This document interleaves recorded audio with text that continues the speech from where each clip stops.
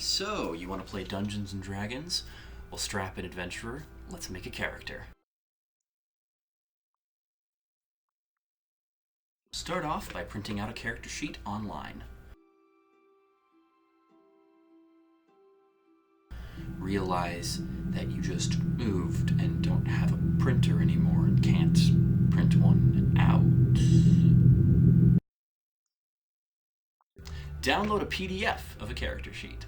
This is where you'll write down the information you need to play your character. It might seem like a lot at first, but trust me, you'll get the hang of it. First, we need to start off by asking, who do you want to play? Think about your character. Who are they? What do they do? What do they want? Start by writing down their name. Or don't. Names can sometimes be the hardest part of making a character for me, so I usually leave that for last, but you do you. Next, decide what race you want to be. This will help determine what you look like and even some of your abilities. Like being able to read uncommon languages, or being able to climb naturally. Do you want to be a graceful elf, or a hardy dwarf, or even just a normal human? You can be. There are dozens of races to choose from. You can even be a colonial Arab space hippo, I don't know. Whatever your choice, go ahead and write that down. After this, you can select your class, which determines what you can do and what you can bring to the table. You might decide to be a dashing rogue who specializes in deception and backstabbing. Or a paladin, driven to fight evil by a divine calling. You'll most likely be starting your adventure at first level. But check with your dungeon master, because some adventurers start out their journeys with a bit more experience. Your character had a life before their adventure began, so select a background. This will help you determine if they were, say, an urchin stealing to survive on the streets, or even a crotchety hermit isolated from society. Next, you'll want to determine your character's abilities, which are represented by 6 basic attributes. Strength, being able to crush a tomato. Dexterity, being able to throw a tomato. Constitution, being able to eat a bad tomato. Intelligence, knowing that a tomato is a fruit. Wisdom, knowing a tomato shouldn't go in a fruit salad. And charisma, being able to sell a tomato-based fruit salad. To figure out your ability scores, you can leave it up to chance by rolling each score, or by selecting a standard array of numbers. Depending on your race, you'll receive bonuses to some of these scores.